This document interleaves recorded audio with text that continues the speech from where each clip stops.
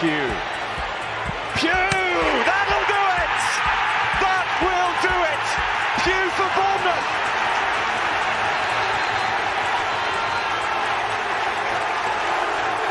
The roof of the Gold Sands is raised! Everyone here knows what that could mean to this football.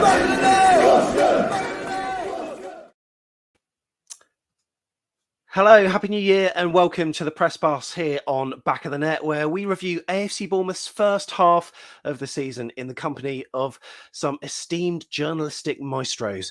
We're very much live this Sunday night, and with the darts build-up on Sky and the Masked Singer on ITV, we're privileged that you've chosen to join us tonight. So on that note, we better bring in my co-presenter, and to use some nicknames from the aforementioned shows, he's a bit of a machine. He likes his snake bite. Those are the darts ones. But he's also a firework, loves his donuts, and whisper it. He's quite a robo bunny as well. It is Mr. Jeff Hayward. Jeff, how are you? Has that just gone over your head? I mean, that is so over my head. It's unbelievable, Sam. Well, I'm sure you've got audiences swooning at you every so often saying, take it off though, right? Must have. Absolutely, yeah. I mean, can't walk down the street without that happening. I actually watched it last night and I actually got into it. It's quite bad, but anyway, probably less said about that, the better, eh? That's lockdown for you. So anyway, Jeff, Happy New Year to you. How you doing? Happy New Year. Well, this is my self-isolation suite. Picked up COVID the day before New Year's Eve, so lovely. Not particularly great, and I know a number of Cherries fans are suffering the same plight at the moment, but on the pitch things are happy at the moment. The 24th game of the season for AFC Bournemouth was thankfully a win as we defeated QPR at Loftus Road. We then followed this up with a 3-0 win against Cardiff, so it's fair to say that the second half of the campaign has started better than the first half ended. Those first 23 games, though, they did provide a lot of talking points, and many a Cherries fan would have been pleasantly surprised at how we started. But in the middle of it all, our form did drop off a cliff somewhat as we approached Christmas, and many fans were a bit concerned by the dip. Why did it happen? What went wrong? And are the Cherries still the real deal? I think we might be. Can we get promoted? Well, to chat Cherries today, we have got a couple of people that you'll be familiar with. Firstly, from The Athletic, the AFC Bournemouth correspondent, Ahmed Shooble. How are you, Ahmed? I'm good. Yourself? Very good. Happy New Year to you, sir. And to you too. And you, Jeff, as well. Thank you. Good to see you, Ahmed. And also a man that needs no introduction, but we're going to do it anyway. It's lead AFC Bournemouth matchday commentator from BBC Radio Solent and a number of other things. It is Mr. Kris Temple here as well. Kris, how you doing? Very good, thank you. Good evening to all three of you, and good evening to everybody watching as well. And it's great to see so many people tuned in right now. As I said, we'll try to finish before the darts start, so you can watch all that. Can't promise to end before the Masked Singer, though, so you can always watch it on ITV Hub, right? And throughout the show, we'll also be popping your comments on screen as well. And if you've got any questions for Kris and Ahmed as well, we'll try to get them on and get them asked too. We've had a number that have been submitted already. Before we begin, Kris, we were all looking forward to watching potentially a third win in a row for the Cherries versus Peterborough. But last night they announced its postponement. Can you provide a timeline of what sort of happened with all that?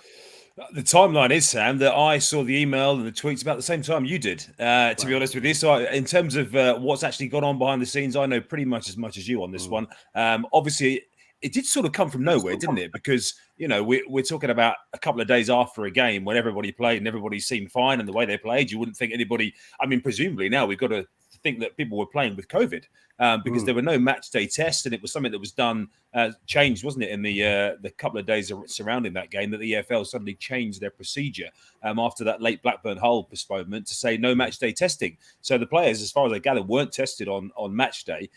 So therefore, you have to think one or two of them might actually have been playing with COVID. I haven't seen any news from Cardiff that any of their players, I haven't seen their team today, I've got to be honest, to see whether any of their players were missing today with similar reasons. But obviously their squad, who played in the same game, were able to turn out again today. So, yeah, really disappointing. I don't like this to see the word injuries in there. I think that's No. become a bit of a bone of contention, isn't it? That you've got teams, Southampton should have been playing Newcastle tomorrow, and Eddie's found a couple of serious injuries and, as well as other things, got that game called off. So that's the grey area for me. COVID, obviously unavoidable, and you want everybody to be safe and well. Injuries, I don't think that needs to start creeping in terms of reasons to get games called off. No, of course. And Jeff, I mean, we're in some good form at the moment. That's the last thing that Scott Parker would have really wanted to do, I'm sure. Yeah, it's pretty desperate, really. I'm sure it felt like we could be on a run of 3 consecutive wins, which would have been terrific. Put lots of distance between us and Fulham and give them an extra game to catch up, which I think would have been in our favour. However, you can't mess about with COVID. I mean, I think what Kris said about Cardiff. I mean, Cardiff more likely to have people red carded than have COVID at the moment. But it is serious, and I think as soon as there's one outbreak within the group, which Lloyd Kelly obviously was, the chances of you keeping it to one player, I think, are really, really tough. I mean, it is so easily transmissible. I mean, you and I were both at the QPR game, and that's where we think we picked it up. So, you don't need to be in a concourse where there's absolutely no space to breathe, let alone, walk about to get it. You can just literally pick it up from shaking hands with somebody, and I'm sure it's difficult to contain at the moment. But Yeah, I wonder if the club maybe might change the protocols with regards to players doing selfies and stuff afterwards, because I did see a couple floating around on social media, and I think maybe they'll change their policy in terms of what happens after the game. But I can tell you something on that, Sam. Actually, interestingly, there was a shirt. I can't remember which player it was. One of the players gave their shirt to somebody, and actually, one of the Cherries staff went and got it back because the protocols are that they're not supposed to be doing selfies. They're not supposed to be giving out shirts and things. So I know that hasn't happened every single time, but I do know of at least one occasion when they were alert enough. I don't know if it was this game or the QPR game to go and get the shirt back and say that's not what we're supposed to be doing at the moment. Okay, interesting. So, Ahmed, any idea what's going to happen with Yeovil? Because that's just around the corner, and it's sort of 7 days after when they announced it. Or do you get the feeling it's going to be one where they're going to just put out their under 23s or something like that? Exactly right. That was my initial hunch when I heard the news. I mean, correct me if I'm wrong, guys, but I think it's for those affected, they have to test negative on the 6th and the 7th day of their isolation, and if they test negative in those tests, then they're free from isolation, and I guess that would technically make them free for isolation for the Yeovil game. But I think, as we've just spoken about, the toll this virus has taken off footballers, at the peak of their powers, it can be exhaustive. So I think they'll probably need a bit more time. And in that respect, I guess it would probably have to be a much more threadbare side, and then just sort of put the tie to bed almost, and just move on past, because there's much more bigger fish to fry with the Championship. I think, particularly with the torrid run we just touched on earlier. I think it probably behooves Bournemouth to just, I guess, get this tie out of the way, whether that's when the tie is actually supposed to happen on Saturday or a later date. But I think my initial hunch is the game will go ahead. Bournemouth will put out a depleted team, and I guess that'll be that. We'll move on. So, Jeff, compared to last season, we're in a pretty good position at the moment, aren't we? So we're going to reflect on the first half of the season, and it's fair to say that despite the blip before Christmas, we're doing all right, and we're sitting pretty, eh? Yeah, there have been a lot of comparisons made with where we were this time last season, and I think looking at the stats, we're 7 points better off after 25 games, which is decent. We drew, I think, too many under Jason Tyndall, too many games where we should have won and didn't. And I don't think there's that sense of underperformance that we had last season. And ultimately, you've got to say, with 4 weeks preparation for Scott Parker to have the team where we are is a phenomenal piece of coaching. We had significant injuries at the start of the season, so to be top is actually astonishing, I think. I mean, Kris, you're someone that's sort of in and around the club fairly often. Do you get the feeling that the atmosphere is a little bit different this season? Do you mean in terms of the feel good factor and the fact they're going to get promoted? Yeah, that's right.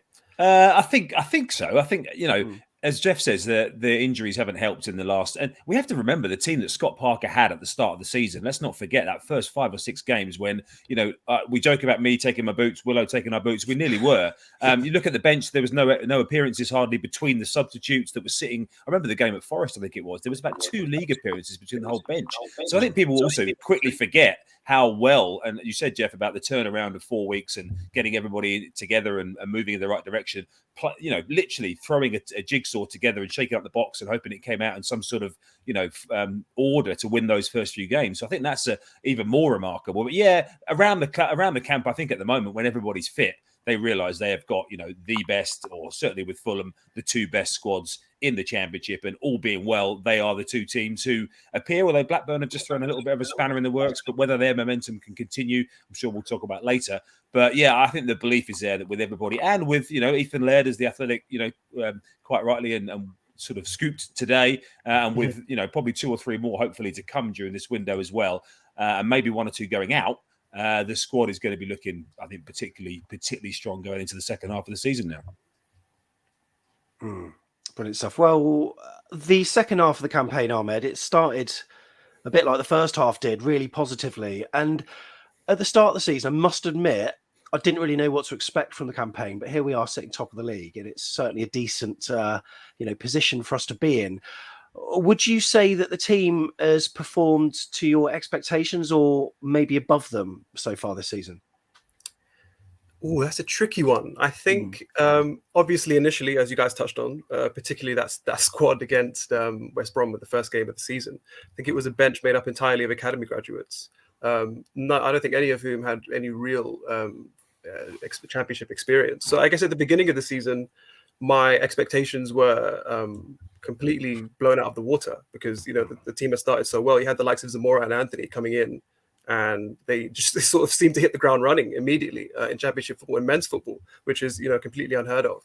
But then as the season sort of went on, and that sort of unbeaten 15-game run at the beginning of the season turned into 1 win in 8, then my expectations, weren't really being met because of how high the expectations were set at the beginning of the season, if that makes sense. And so I think the biggest sort of gripe in speaking to Bournemouth fans, and I've noted this myself as well, is that for a team as talented as Bournemouth are, they don't really seem to be as gung-ho as I'd expect them to be in terms of particularly going a goal in front. A lot of the wins, I think Bournemouth have only won by 3-goal margin or more, only twice this season, maybe 3 times against Barnsley, Huddersfield, and Swansea. And for a team, this stacked with attacking quality, you'd expect that to be much more the case. I mean, Fulham, I don't remember the number off the top of my head, but they've got way more margins way more victories by comfortable margins. And I think that's probably been the biggest part of where my expectations haven't been met, in that Bournemouth will go a goal front. And as you touched on, those last 2 games, we've seen a change in that, where Bournemouth have come out in the second half and are way more adventurous and, sort of create chance after chance after chance. And while in the game against QPR, they weren't able to take all those chances. And against Cardiff, to be fair, there were way more chances that they could have taken. I think it's a signal of intent now that Parker's less sort of pragmatic and conservative in his approach, and has a less of an appetite of playing the games in the fine margins, which I think was a bit of an issue. And now has sort of allowed his team to kind of take their foot off the handbrake a little bit, or take their hand off the handbrake a little bit, and just sort of be a bit more daring and just try and go for more, widen the margin, so Bournemouth aren't necessarily under the cosh for the last 20 minutes. There was a lot of hope invested in Scott Parker. And what we've seen, I think, is a manager who knows what it takes to win games in the Championship. And I think we're seeing an increasing amount of confidence from him in the way that he's coaching. There's been a lot of chat about Parker Ball, particularly from disgruntled Fulham fans, aimed in our direction. And I see it as something quite different. I see Scott Parker as a coach whose style of play is maturing. He's learning, he's growing. And I think you've got to expect him to actually learn about the players as well in the short time that he's been with us. And I think he's definitely finding out about who's the best fit, where the best fit is, and getting more confident in the players' ability to win games more confidently. Certainly the second half at QPR and the way we turned it on in the second half against Cardiff, albeit with the extra man, fills us with a degree of optimism. I feel pretty good about Parker. Pretty confident in him. And Kris, what were your dealings with Parker before he joined AFC Bournemouth? Did you have much with him or any conversations? Never met him. Never knew him, never come into contact with him, never interviewed him. I spoke to, like all these things, you sort of do a bit of research yourself, actually, and speak to our colleagues at BBC London, who will have dealt with him a lot when he was at Fulham, maybe when he was, in his playing days as well at Spurs and West Ham and other places and Charlton. And, they all said the same thing, great to deal with, doesn't particularly like doing interviews. He's very similar to Eddie, actually. If you offered him the opportunity, say, right, you've never got to do another interview in your life, he'd bite your hand off and say, fine, thanks very much. But he knows full well it's part of his remit, and he's, he speaks pretty well. He's always, like all managers, they don't say everything they're thinking, of course, because they don't want everyone opposition to pin stuff up on the wall and whatever. But I found him great to deal with, to be honest with you, so far. I'm sure Ahmed can say the same, probably from his journalings, and the newspaper guys, the Echo guys, and Jacob, and that would say the same as well, I hope. Yeah, I mean, completely the same. I have to echo the same. You mentioned he mentioned him not really saying what's on his mind, but I don't know if you were there post match after the Blackburn game when obviously it came to light that Lerma's charge had stood even after he went to the hearing. He definitely spoke his mind at that point for sure. But I think that was probably an exception. But yeah, I've had no issue with him. He's been delightful. I think. Just touching on what you said earlier about the Fulham fans just getting onto just directing a lot of mean comments in terms of the way that Parker ball and just in terms of what that means in general to them. I think it's important to remember that he's still a young manager. He's learned a lot from this time at Fulham. In terms of the players as well, he's learned a lot of. While he did hit the ground running, he's still learning about these players, and he kept reminding us of that in the press room. Whenever it'd be 10 games unbeaten, 11 games, 15 games, or whatever, he would always remind us, "Look, guys, I'm still learning in this with this team. We're just at the very beginning stages here. This isn't something that we haven't just clicked automatically. There's a lot of work that's gone into this, and there's a lot of work to come still." As a long-term solution, Ahmed, who would you rather have, Marco Silva or Scott Parker? For Bournemouth, yeah, I have Scott Parker, plainly because every person I speak to at the club, they keep referring to this thing of making up for lost time when it comes to Scott Parker, because the pursuit of him from his time when he was under 18s coach at Spurs, the club have wanted him. Richard Hughes in particular, the technical director, they've had Scott Parker on their radar for a long time. There were points last season where he was struggling with Fulham and they felt like they could have made the move, but it wasn't at the right time when Tyndall was sacked initially, and there was sort of talks of David Wagner and Thierry Henry and Patrick Vieira being touted. Scott Parker was also one of those names, but it was a bit more difficult to take him out of his situation at Fulham. And then when the opportunity presented itself, particularly now this season, I think Bournemouth have a much easier run at promotion than they did last season with Brentford and Norwich and Swansea in the way last season. Now it's only really them and Fulham, and Blackburn are making a late shout, but I still think Bournemouth should have too much for them. I think long term, I'd rather have Scott Parker for sure. I mean, I don't wish to pour salt on any Fulham fans here, but I remember Marco Silva when he was at Everton, when we were in the Premier League, and I just felt he's a short-term foreign manager who's going to be gone to another club when he gets a better offer. I don't know what you think, Kris.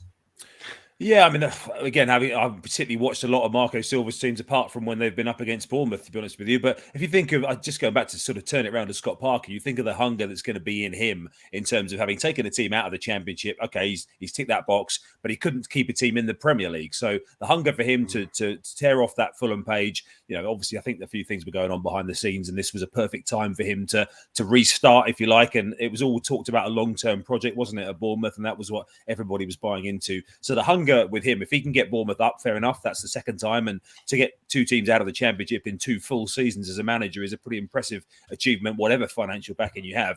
But so then the next fire burning in him is, right, Bournemouth, are they better equipped if they go up to stay in the Premier League than Fulham were? And Fulham, again, I don't think they really particularly invested at all when they went into the Premier League, hardly. They had pretty much the same squad, and that told eventually. They had some great results along the way, but never had enough, conceded far too many goals. And, I think that sounds familiar to Bournemouth fans, doesn't it? Conceding far too many goals in the Premier League. So if it happens come May, then it's, what can Scott Parker do that Eddie Howe couldn't manage to do? Albeit, 5 seasons in the Premier League was amazing. But for Scott Parker now, that fire is there to say, right, I'm going to be a top level manager. I'm going to keep a team, not a big team in the Premier League.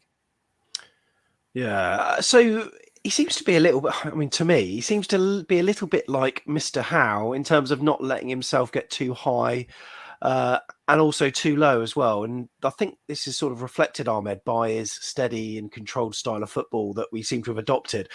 How do you feel as though Parker's changed the way that the side was playing when compared to the end of last season under Jonathan Woodgate?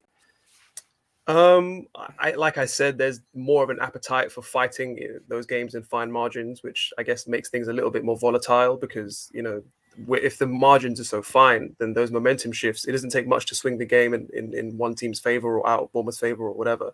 So there's that main difference. But I think in terms of just the general philosophy and playing style, there is a lot more of an intense sort of intensity off the ball in terms of winning the ball back. Not just from a high press in terms of Solanke and Anthony and Christie pressing the opposition defenses. We see the counter press in terms of how quick Bournemouth win the ball back after losing it.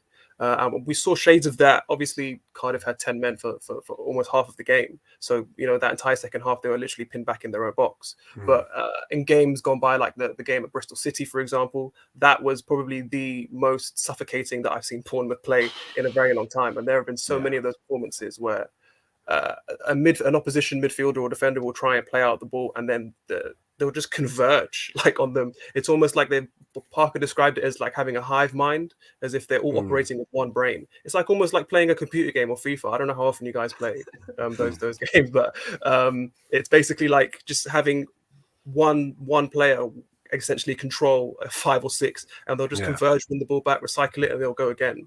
And I guess the key with that is the more they keep going at defenses, the more weary those defenders become, facing wave after wave of attack, and then the more mistakes they made, as we saw in the game against Swansea, where I said in the last 20 minutes, every Bournemouth attack was ending up in Swansea's box. And so playing in that way, while it is a big cost to pay in terms of the team's fitness levels, and it is a big step up, I think when I came on at the beginning of the season, I referenced the PPDA stats, the passes per defensive action. Yeah. And that essentially measures how many passes a team allows before the opposition makes a defensive sort of action or an interception, a tackle, or whatever.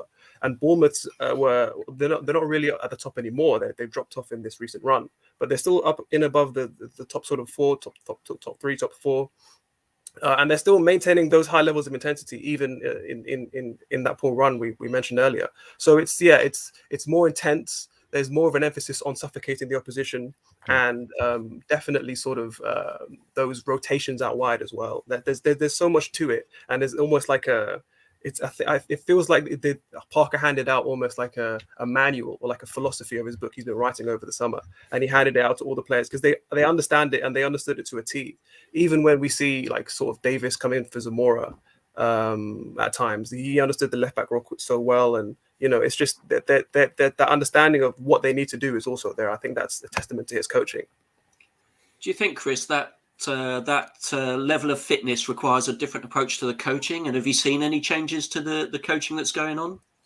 It's interesting, isn't it? Because, I mean, even actually Newcastle have suddenly picked up a couple of hamstring injuries, haven't you? Which I was thinking, hang on a minute, I've heard about this somewhere before from a certain style of coaching or whatever. And, Bournemouth, to be fair, haven't really. I mean, I know Jay-Z got clattered in a game, didn't he? And you think of some of the others, Lloyd Kelly wasn't a match, was a training injury rather, but some of the others have been a bit unfortunate. So there's obviously some kind of, he brought his entire sports science team with him. They're obviously trusted. If they obviously have a way of working. They work them very hard. I mean, sometimes you see the running and the work they do after the game. And Ahmed, sometimes we're lucky to be party to some of that when everyone's gone home and there's players coming out, there's kettlebells coming out and all sorts of benches. And Mark Travers does about 1,000 kettlebell swings after matches when everyone's gone home. So they really are on it. And the players, I always feel a bit sorry for the players who have to come out in the driving rain to do their running if they haven't got on the field. But that seems to go on forever.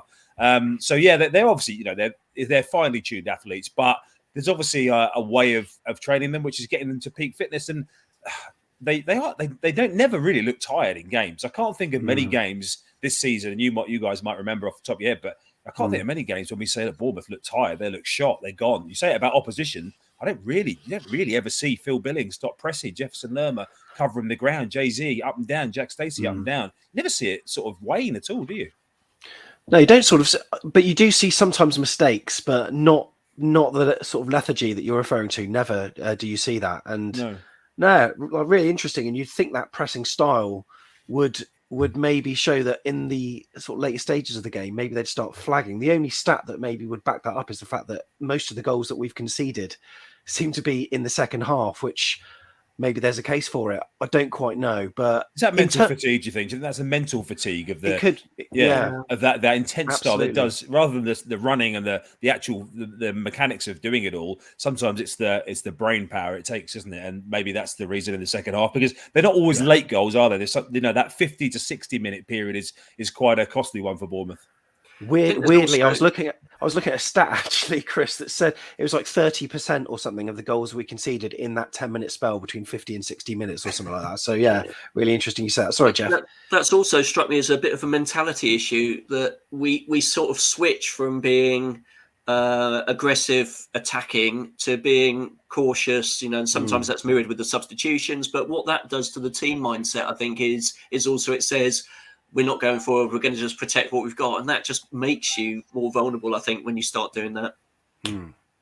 Yeah, very true. Very true. So we've had this reliance on youth that we probably didn't want at the start of the season. I remember that first match against West Brom, you're looking at it and we were looking at the lads on the bench. And I mean, Ahmed, did it surprise you at how well the likes of Zamora, Anthony, Zeno Ibsen-Rossi and Gav Kilkenny actually managed to deal with things?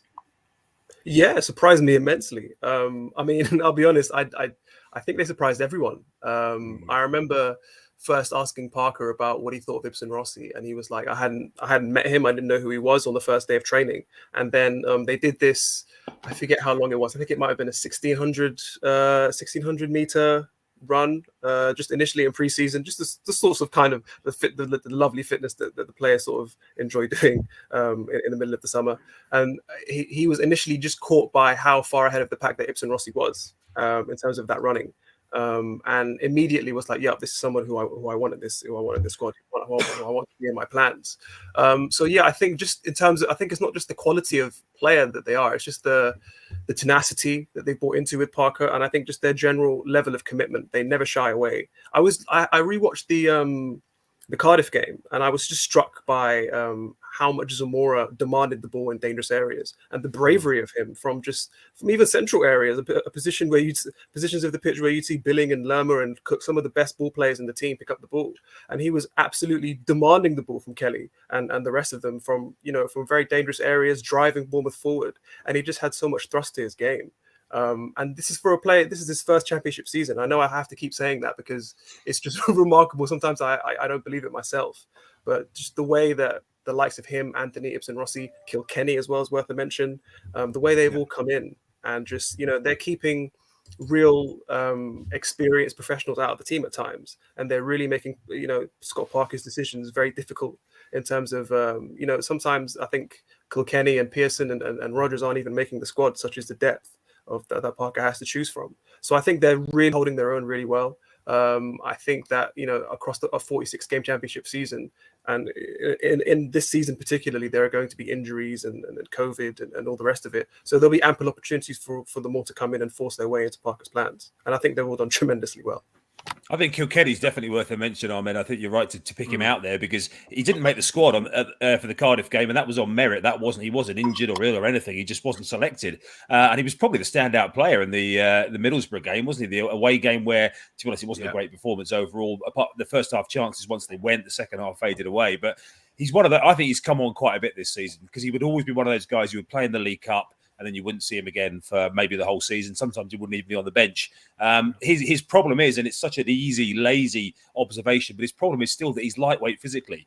And he, in the championship centre of midfield, you can see why Jefferson Lerma has his success, and Gav Kilkenny sometimes finds it a bit more difficult. Lewis Cook, similar stature, but just that little bit more robust, isn't he? And I just think Gav Kilkenny, I don't know how you do it. I don't know how you suddenly find strength. You can't just go to the gym and just grow muscles. But just in terms of that match strength, if you like, I just think that's the one thing holding him back. But as a footballer, the Ireland camp think very highly of him. Lots of talk that he should be, making the jump from the under-21s to the senior squad. So personally, I would like to, I don't know. I don't think Lewis Cook's having I don't think Lewis Cook is quite snapped back to, and it's not surprising, is it? He's had second serious injury. He's been a bit better the last couple of games, but I think Gav Kilkenny's been a bit unlucky to be behind Lewis Cook as many times as he has been in recent weeks. For sure. Yeah. I think the key player really has been Jordan Zamora. I mean, if you'd have said to me at the start of the season, where did we need players? I'd have said a left back. I'd have said a goalkeeper, and Travers has been outstanding. And you look at the way that Jay-Z fits into the Parker system, and I think that's been really the important thing. Parker talks a lot about process. He's got a way of playing, but if you're a player who can't play that way, you're not going to get game time. And Jay-Z definitely fits that mold. You know, the energy of the guy is if you play Diego Rico, trying to get him to do that role, he couldn't do it. He just doesn't have the energy levels. And that is superb what Jay-Z has done. He's got no fear because he's a young player. He's obviously really good mates with Jadon Anthony, who I would say is more of a team player than his predecessor ever really was. Ooh. Well, Jadon Anthony was in the 6-yard box, knocking Kiefer Moore off his stride to head in after, 5 minutes the other day. So we've just seen Danjuma in his own 6-yard box heading off the line or putting somebody off on the goal line. No, probably not. So, Jeff, then we saw the run of results in August look like this. And look, West Brom 2-2, they were an unknown quantity at the time. Some brilliant back-to-back away wins at Forest and also St Andrews as well. And then a couple of matches that really frustrated me, I've got to say. We were 2-0 up over Blackpool. Dom Solanke probably should have made it 3. He was running through. I think he was almost going for the perfect hat-trick because by that point he'd had a header and a right-footed shot. And it looked like he was trying to take it to the keeper's right, his left, to just tap it home with the left foot. But sadly, the goalkeeper saved it. And lo and behold, about 5-10 minutes later, Blackpool had a penalty and then they scored again, 2-2. And then Hull away, which was a ball draw. What were your thoughts after that, those first opening 5 games? It was actually quite difficult to form an opinion because there were a lot of the traits of the team were there in those first 5 games. On the negative side, conceding goals when we've been leading games against West Brom and Blackpool, where we arguably should have closed out both games for a victory, but didn't. And then I think on the positive side, we scored a set-piece goal, I think, as I remember. Did we not? Where the ball gets played to the back post, Ribson Rossi to knock it back and Jadon Anthony score. That was the Birmingham City game. And I couldn't remember the last time we'd actually scored a goal from a corner before that match. It was probably about 2.5 seasons ago, it felt like to me.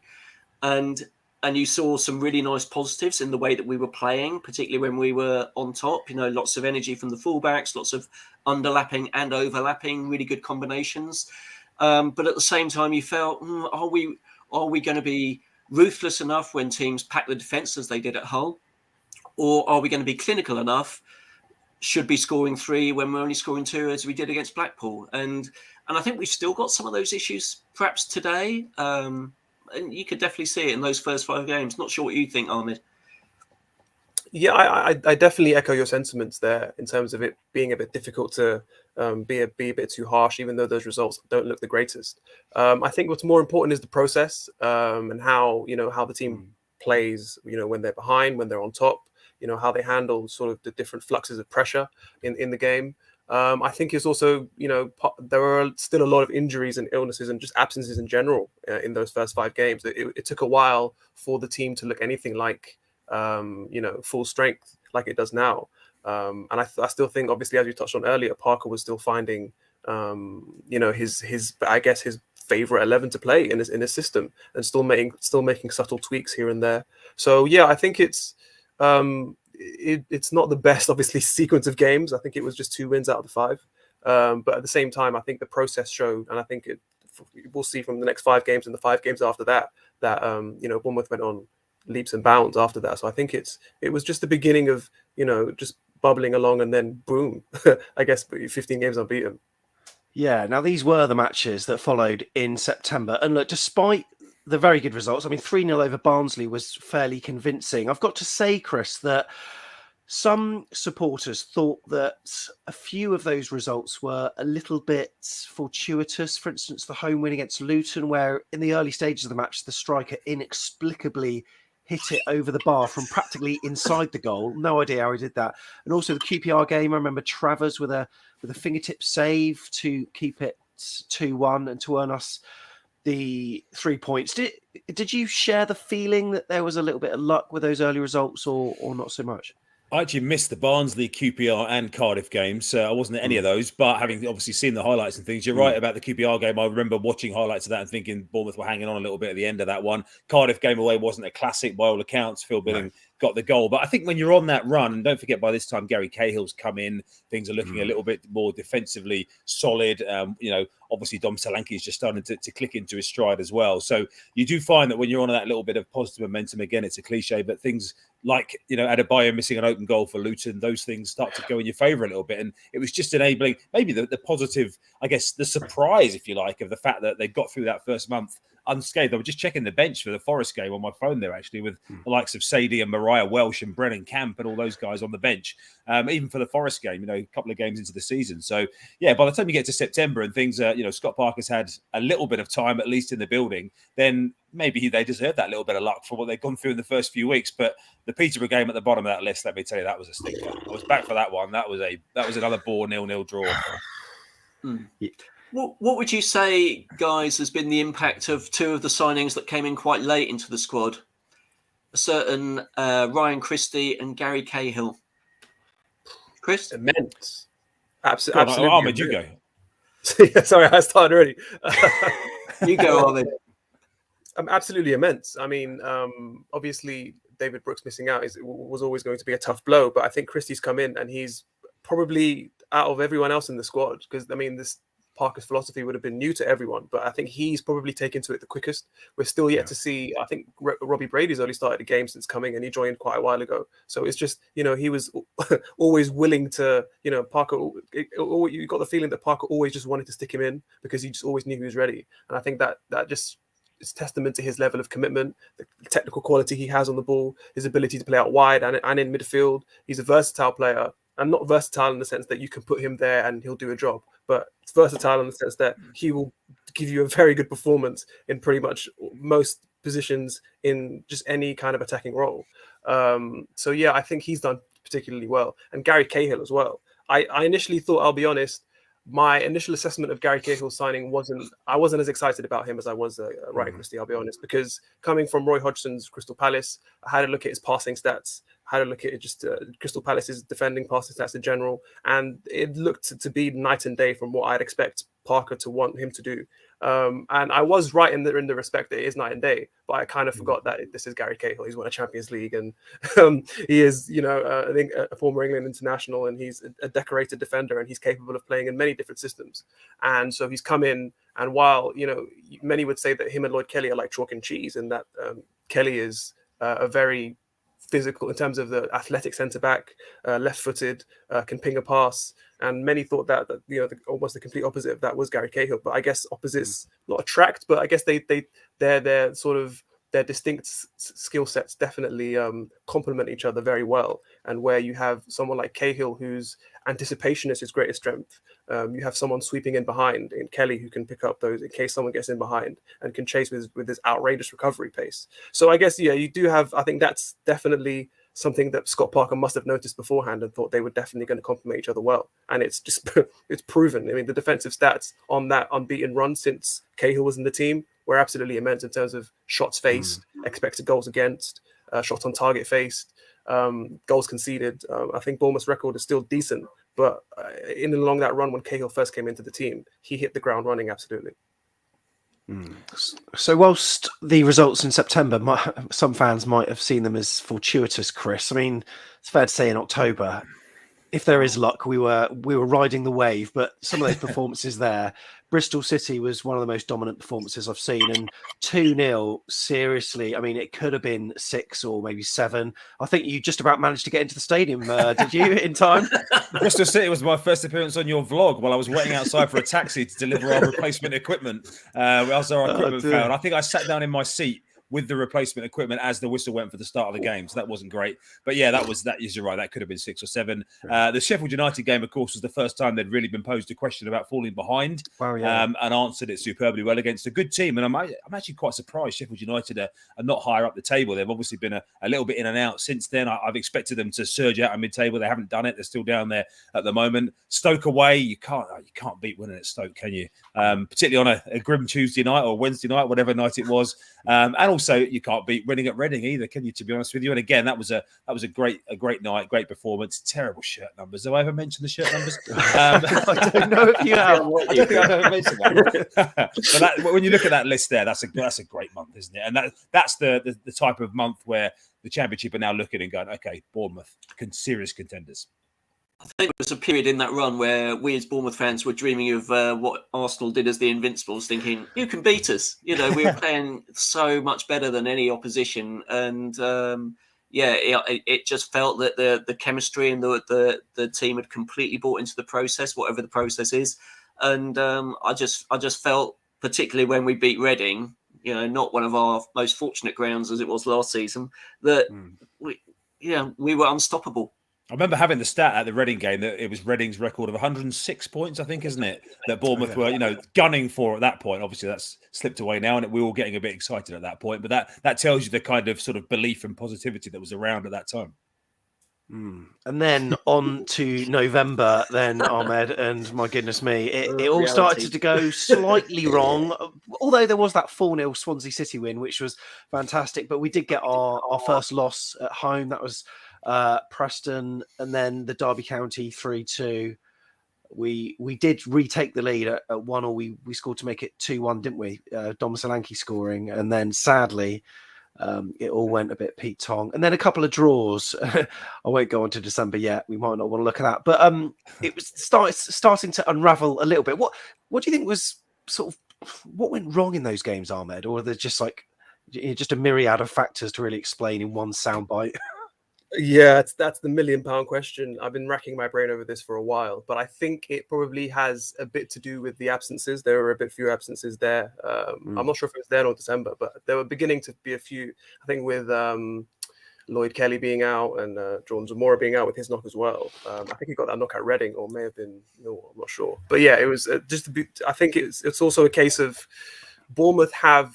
I mean, they're Bournemouth best players. You look at the likes of Philip Billing and Dominic Solanke, Lloyd Kelly. They are so good at their roles that it's almost become a bit of a double-edged sword for Bournemouth in the sense that they carry such specialties in their role. You look at Billing. I don't think there are many midfielders in the Championship who have an eye for goal from midfield as he does. You look at Lloyd Kelly. I don't think there's any defender in the Championship who's got his eye for a pass or his passing range. In the whole division. So when you lose those kinds of players and they bring so much to Parker's sort of the way that the Parker wants his team to play, you kind of need 2 or 3 different players to replace one player in that respect, and none of them can really do it to their level.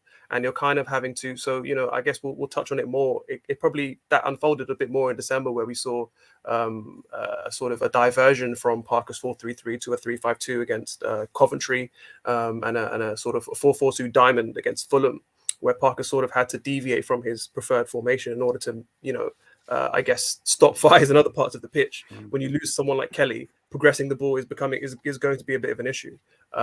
When you lose someone like Billing, or when you lose someone like Zamora, that thrust that he provides with the team on the attacking on the left with Anthony, that you can't really replicate that. And I know that I've shared this squad depth chart that I've drew up with Bournemouth players, and the idea is that you have 2 inverted wingers on each side. So you have Rodgers and Anthony on the left, and Stanislas as well can play there, and you have Brooks and Christie on the right. And the idea is there's supposed to be a continuity in the team, where if one player misses out, the other one comes in. Not much should change, and in practice, it should be quite seamless. But as we've seen, that transition was not seamless. The quality from the starting 11 to the bench is bigger than a lot of us thought, let's be honest. And I thought that's probably one of the biggest contributing factors to the turn of results, I think.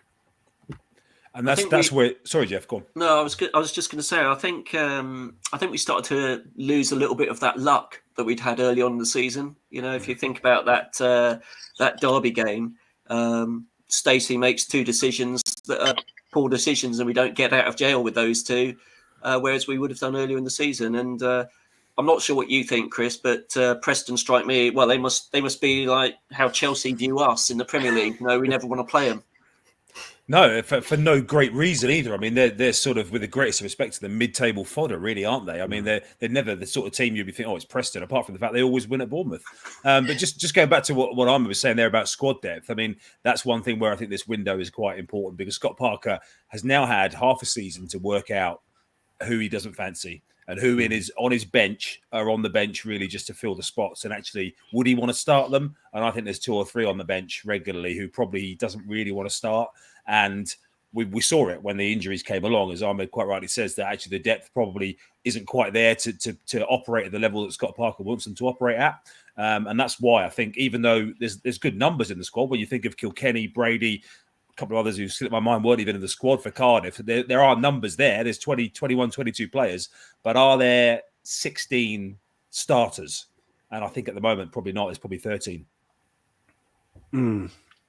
Right then, so December, the end of the first half of the season, it picked up against Fulham, Jeff, and I honestly thought that was going to be the galvanising showing that would maybe, set us on the path to winning games again. But we followed them up with a 2-0 loss home against Blackburn, and then a horrible 1-0 against Middlesbrough. Second half of the season, we've been doing a lot better. So it's been a mixed Christmas, hey? Yeah, topsy-turvy. That Fulham game, I thought we actually played pretty well. He changed the shape, which was something we hadn't really seen him do, playing a kind of diamond midfield to counteract Fulham and to probably accommodate the team that we had available. And we were missing a fair few players. Adam Smith was playing his first game and probably his only game for about another 3 or 4 months. And I thought the team acquitted themselves pretty well. Again, got to say, what a fantastic set-piece goal, which is refreshing to see. I think that's something that the coaching team have become known for, and I love to see a well-coached goal. I don't think you'll see a better one than that ever from a centre kick. And I thought Fulham would galvanise us, but it was incredibly flat and disappointing. The next 2 games, Blackburn and Middlesbrough, and I sort of struggle to realise or to put 2 and 2 together and think, why did we lose those 2 games and put in such poor performances? It's almost like a collective sort of lack of self-belief from some of the players. I think there is perhaps a slight pressure that when Dom or Phil Billing either A, aren't playing, or B, don't score, who else in the team is going to contribute? And I think Ryan Christie has felt that quite significantly until last week. Yeah, no, absolutely agree. So what's been the biggest surprise for you this season, Kris? Oh, that's a good question. That's a very good question.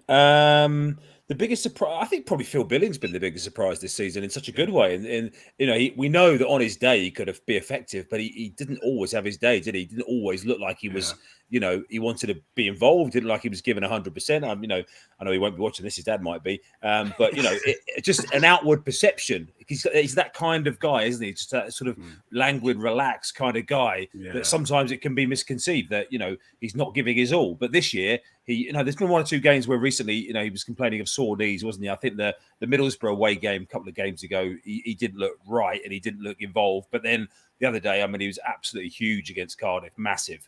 So I think, again, if you talk to people at Huddersfield, when they see him in this kind of form, they're amazed that he's got that. They always have thought there's something in his locker. So I would say Phil Billing being one of the first names on the team sheet has probably been one of the surprises if I'm picking something off the top of my head. And again, the other thing that is worth mentioning in that December run is some of the chances. Dom against Blackburn went through 1-on-1 in the first half, didn't he? Missed it. Ryan Christie missed an open goal at Middlesbrough. So that's the one thing I've seen it come up in the comments as well on the side of the screen here. That one thing that hopefully we're not counting the cost of is some missed chances and not taking those chances and making games a little bit more comfortable than they probably should be. What do you think, Ahmed? Where do you think the biggest surprise package has come from the team? There are a few. I think we'd be remiss not to mention Zamora and Anthony's partnership on the left. I think that's probably been just their acclimatization to the Championship has just been remarkable. I think for me personally, it would probably have to be Cahill. I just didn't think he'd just come in to do as well as he did, because he was literally.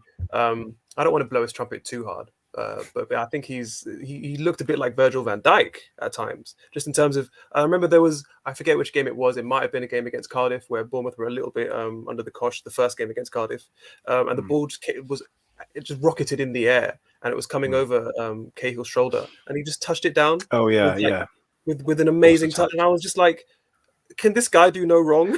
What kind of who is this guy, and what did he do with Gary Cahill almost? And it's like, yeah, it just utterly surprised me. Not to sort of say I didn't really rate him. I mean, it's playing. You compare playing against Mohamed Salah and Sadio Mane and all the best sort of forwards that the Premier League has to offer, and you come down to the Championship, things are a little bit slower, and I think that probably works to his advantage. So I probably shouldn't have been that surprised, but yeah, I think Gary Cahill for me is the biggest surprise.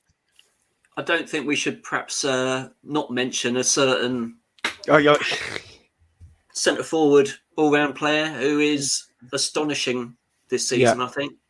What's changed? What's changed in his game? Because he seems more of a complete player than I've ever seen for a long, long time. Jeff, what was it? What has changed? I think he fits Parker's system brilliantly. He's an all-round link-up player. He can run in behind. He can hold defenders off, and he can score with either foot, and he can score with his head. He didn't have that with that Serbian fellow he had the previous season, and I'm not sure that there are too many replacements for Dom. If Dom gets injured, I think we could well be in a lot of trouble. That's a good point, and even in the January window, in terms of signings. How many players are there that can play like Dom Solanke that would be available in January or even in the summer? Either way, in Parker's system, I think that's a big issue for Bournemouth. Jamal Lowe is the obvious replacement as a number 9. We saw him come on the other day in that role, but he's played more of his career recently out wide for Swansea. He hasn't really played through the middle. Andre Ayew tends to play that role for them. So yeah, that is an issue, and we keep touching wood and saying let's hope nothing happens to Dom, but. Yeah, definitely right to add him in as one of the surprises. But he is quite unique in the same way that, was it you, Ahmed, that mentioned earlier about Phil Billing being quite unique? And actually, Bournemouth don't really have anybody similar to him to play that role in the squad. So when we talk about the two guys who've contributed the most in terms of goals, assists, and sort of the offensive key moments, if you like, they're almost two unique guys in the squad they haven't got replacements for. For sure. I suppose we must mention a couple of players that, some transfer speculation. And I mean, Kris, you've known and spoke to Steve Cook for a number of seasons now, and it's going to be a big loss for AFC Bournemouth, isn't it? Yeah, and it's not the way he obviously wants it to end, and it's not the way that most of the fans want it to end. And the latest situation, as far as I'm aware, is that he's not sure where he's going. I keep seeing it, written. QPR, it's off to QPR, it's done. It's off to Forest, it's done. As I spoke to someone very close to him earlier today, actually, and they weren't sure where he was going. So people that claim to know where he's going, if they don't know, I don't think that the people on the internet will know either. So, yeah, QPR or Forest seem to be leading the charge at the moment. That's obviously the key reason that he didn't play the QPR game, was that it was quite close to home in a bit of a sort of a difficult one, and I think it's probably the sensible decision. His testimonial, by the way, is 10 years is tomorrow. It's 10 years tomorrow that he signed permanently for Bournemouth, 3rd of January 2012. So that's another reason I think that he hasn't gone anywhere just yet, because he will get, I don't know how it works these days, because you don't really get a testimonial match so much if you leave the club, do you? But there's some benefit, I'm sure, of having a 10-year testimonial, tax-free sum or whatever it is these days. It all changes, isn't it? But in terms of Bournemouth, again, people talk about, he should have played more this season. You just get that. Unfortunately, in football, it happens. It happens in all walks of life, doesn't it? Whatever your trade is, whatever your profession is, if the manager, the boss, the editor, whoever it is, just doesn't rate you for whatever reason, you don't fit quite in, that life becomes difficult for you, or you end up going somewhere else. And that's just what happens to Steve Cook. For whatever reason, all the reports are that he's been great. He's trained hard. He's kept his head down, knowing that he still has a 3 or 4 year contract to get somewhere else at a decent level. And it's definitely a shame from a Bournemouth point of view that someone with 10 years service just sort of, I guess, fades away. But we certainly wish him very well, and it's an absolute certainty that he will go in the next few days.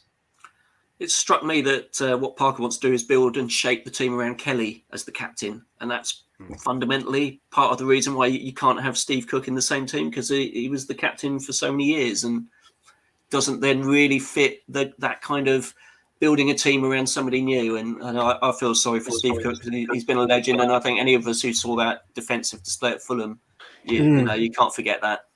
No, Of course, absolutely. sure. I know your name is down as Ahmed Shooble, but I think it should be Ahmed Scoople after the Athletic had some news earlier with regards to this guy. Can you tell us a little bit about him? Scoople, that's a new one. I'm going to have to write down. I didn't hear that one. I didn't hear that one at school. Yeah, but it's a nice scoop for the Athletic, and a potential incoming for AFC Bournemouth by the sounds of it for Ethan Laird. Yes. So a very attacking right back or right wing back. I think anyone who saw the first sort of 30, 20 minutes of the game Bournemouth played against Swansea earlier in the season, saw he, for lack of a better term, torched Leif Davis down that side. I think Leif Davis almost, I guess, he took him down in the box, and ref said he won the ball, but I guess it's a bit of a contentious decision. He gave Leif Davis a bit of a torrid time in the opening stages of that game. Very comfortable carrying the ball forward. It takes a lot of his touches in the final third. I had a quick look at Opta just before I hopped on. Ranks highest of all Championship defenders for dribbles completed, dribbles attempted, and Aidan Flint of Cardiff, excuse me, is the only defender to take more touches in the opposition box. But I think the kind of touches that Flint is taking probably more conducive to winning aerial duels. Different kind of touches that Ethan Laird's taking in terms of trying to beat the last man and get across into the box. So I tweeted this earlier, but the prospect of having what does that say about Rutzler? That's harsh. Completely relegation Rutzler. Completely caught me off guard. Sorry. Just the prospect of having Zamora and Laird on either side, bombing down the wings, and you've got these sort of wingers playing ahead of them on their wrong side, on the side of their weaker foot, cutting inside, operating in the channels, and that sort of symmetry is going to be exactly what Bournemouth needs. And I think the only player who loses out potentially is Jack Stacey, because he's had pretty much, with Smith out injured, dealing with his injury. He's pretty much had that right back spot all to himself, and made a few mistakes as defenders do. It's not the end of the world, but it's now he's going to have to fight for that spot. And I think, if I was to be harsh, I'd say Laird is probably more suited to the kind of what Parker expects from his fullbacks, to be attacking, to take a lot of their touches in the final third and their final ball as well. I think that's probably the main thing with Stacey. His endeavour in terms of getting into the opposition box is there, but his final ball sometimes lets him down. And I think Laird will do well to keep him or try and keep him out of the team. Relegation Rutzler, he could be promotion Peter by the end of the season if Fulham get their way. Chris, sorry, Jeff, I was about to come to you before we go back to Chris, because there are a few questions for Chris with regards to potential transfer incomings, etc. Where do you think we need to strengthen, Jeff? Well, I worry when Phil Bill is out that Christie doesn't really fulfil that role, and I don't think Parker really trusts Marcondes with that role. So who is going to play that number 10-ish role that Phil Bill does so well? I think that's an issue, and again, I think we need cover just in case Solanke does something. But who's going to want to sit on the bench? I mean, Sam Surridge didn't want to do it, so who is there that can do that? I think those are probably the two problem areas. We've got more central midfielders than any other club in the Championship, so don't need to worry about that. Other than that, I think we're pretty sound. So, Chris, people are asking, whereabouts are we strengthening? Are there any rumours? What's happening at Dean Court? Well, obviously the Ethan Laird one's been a great scoop by Ahmed and his guys at the Athletic today, and echoing what Ahmed's been saying. I mean, Ahmed's the king of the stats, much more than I am. But that I remember being impressed with him. I remember thinking he'd stay on his feet a little bit more, if I remember, in that Bournemouth Swansea game. But in terms of this window, as far as I gather, there's not a pot of money that is going to be splashed on big signings. We're looking at loans. We're looking at possibly one or two with contracts expiring elsewhere in the summer. I think of the Ben Pearson kind of situation where he came in January for peanuts as somebody whose contract was expiring elsewhere. I've heard certainly one name, which if you don't mind, I'm not going to say only because it was given to me in confidence and I don't want to breach that confidence, but it's a top-level Championship player who might fit the bill in terms of the kind of areas that Jeff was talking about there. So I think Ethan Laird, again, is the kind of signing, a Premier League young loanee, and as Ahmed's been saying, he's coming to play. There's no point in him playing every week at Swansea and then coming and sitting on the bench at Bournemouth. That Man United don't get anything out of that at all. So I feel a bit sorry for Jack Stacey, but he admitted himself. I spoke to him this week. He said, he hadn't been at his best in the last few weeks, maybe as a result of the team not being at their best. So competition on the right-hand side for Laird. I think he will add stuff going forward as well as defensively as well. In the window, they're obviously looking for cover for Solanke, 100% looking for cover for Solanke. The other area that's sort of has been an ongoing theme, and it's been that way since the summer. And again, I've seen some comments flashing up on the right here as a guy who probably hasn't had enough credit in the last few weeks, which is Mark Travers, who made a couple of great saves again the other day. That one early on from Kiefer Moore from point blank range. And yes, there's always been that element of Mark Travers, particularly when he's trying to do things the right way with the ball at his feet. There may be a mistake in there somewhere, but in terms of his shot stopping, his cross claiming, he seems to be more commanding of his box. I think he's really grown in the last couple of months. So I know they've sort of had goalkeeper as one area on their recruitment pad for quite a while, since the Freddie Woodman situation over the summer, which would have happened if it wasn't for COVID and injuries at Newcastle. So I wouldn't be 100% surprised if there wasn't a goalkeeper brought in during this window. But also, I think people would be pretty happy with the form that Travers has shown in the last few weeks to stay with him for the rest of the season as well. And, he's progressing by being in the team, which is exactly what they need. So I've answered it in a very long roundabout way, Sam, but my information is not going to be spending big money, possibly 2 or 3. They're looking at different positions, striker for sure, possibly a goalkeeper, and obviously Ethan Laird's coming already, or coming. Yeah. So will it be enough, Jeff? That's where we are at the moment. Will we be all right? 21 games to go.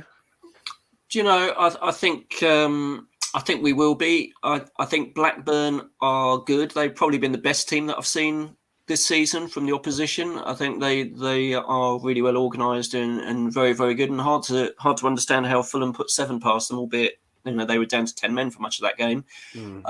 I think maybe their squad depth might get found out as the season goes on.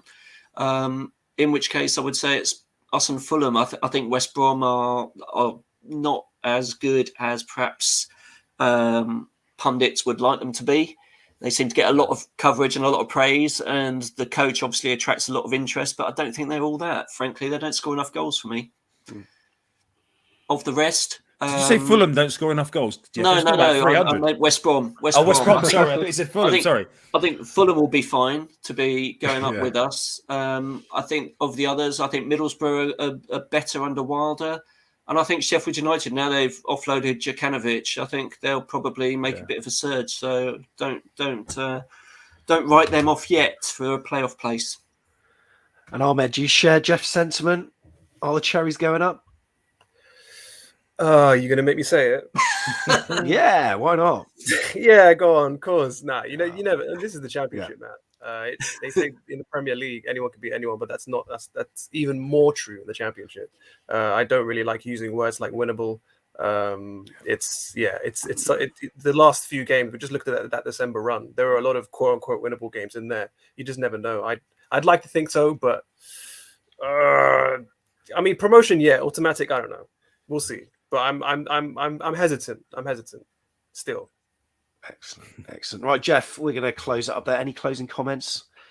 No, just great to hear your insights, guys, and thanks for being such excellent journalists. I think somebody put it up on the comments earlier. You do a fantastic job. Yeah. Love reading your stuff and seeing your interviews, and always got some really good things to say. So keep up the good work. And you guys are doing a phenomenal job as well. No, and can I just say as well that it's been really interesting for me this year to have, as someone who quite rightly said, that the depth of coverage that these guys, that Ahmed for The Athletic, Jacob for Dorset Live, and the Echo boys, Dan and Tom as well, provide now. My job is completely different. We really cover the live stuff. We're there to bring the games in broadcast form. So the stats and the tactical stuff that these guys bring, which we don't have time for, but B, it's not really our remit. I find it really, really interesting to be able to add to what we try and do as well, to use the stuff that they spend hours and hours poring over to produce these brilliant pieces. So I would echo what the fans say, that for the guys that Ahmed and Jacob and Dan and Tom at the Echo as well, it's been a brilliant addition to the coverage of the Cherries this season and before. Brilliant stuff. So Ahmed, thank you so much for coming on. Really appreciate it. Thank you for having me, guys. Kris, what's next for you apart from AFC Bournemouth stuff? Because I'm always interested where you're going next. Yeovil away is where I'm going next. Hopefully. After that, quite a lot of athletics coming up. A busy indoor athletics season, culminating in the World Championships in Belgrade in the middle of March. Amazing. So pleased you weren't doing the darts tonight. Yeah, I've been to the darts as a fan many times. My brother went just before Christmas and came back with COVID on Christmas morning. So, I'm not touching that place with a barge pole this year. And Jeff, thank you very much for coming on. Yeah, thanks for having me, Sam. No worries. And I'm going to be watching the darts now too. Thank you so much for all your support last year. And make sure you give this video a like. We would truly appreciate it. Until the next one, up the cherries.